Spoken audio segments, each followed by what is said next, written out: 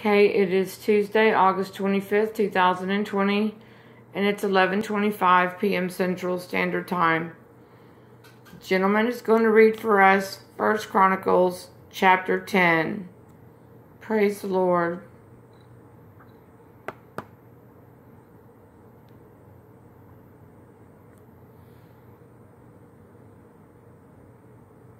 First Chronicles 10.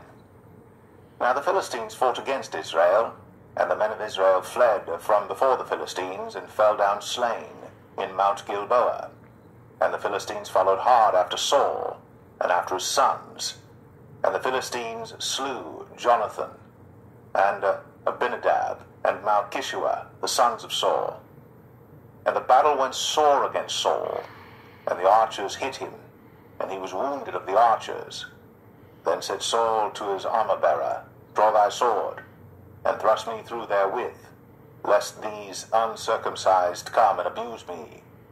But his armor-bearer would not, for he was sore afraid. So Saul took a sword, and fell upon it. And when his armor-bearer saw that Saul was dead, he fell likewise on the sword, and died. So Saul died, and his 3 sons, and all his house died together. And when all the men of Israel that were in the valley saw that they fled, and that Saul and his sons were dead, then they forsook their cities and fled. And the Philistines came and dwelt in them. And it came to pass on the morrow, when the Philistines came to strip the slain, that they found Saul and his sons fallen in Mount Gilboa. And when they had stripped him, they took his head and his armor, and sent into the land of the Philistines round about, to carry tidings unto their idols and to the people. And they put his armor in the house of their gods, and fastened his head in the temple of Dagon.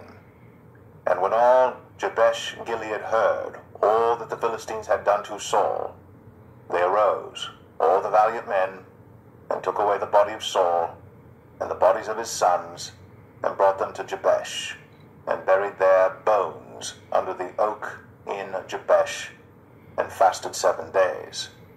So Saul died for his transgression, which he committed against the Lord, even against the word of the Lord, which he kept not, and also for asking counsel of one that had a familiar spirit, to inquire of it, and inquired not of the Lord.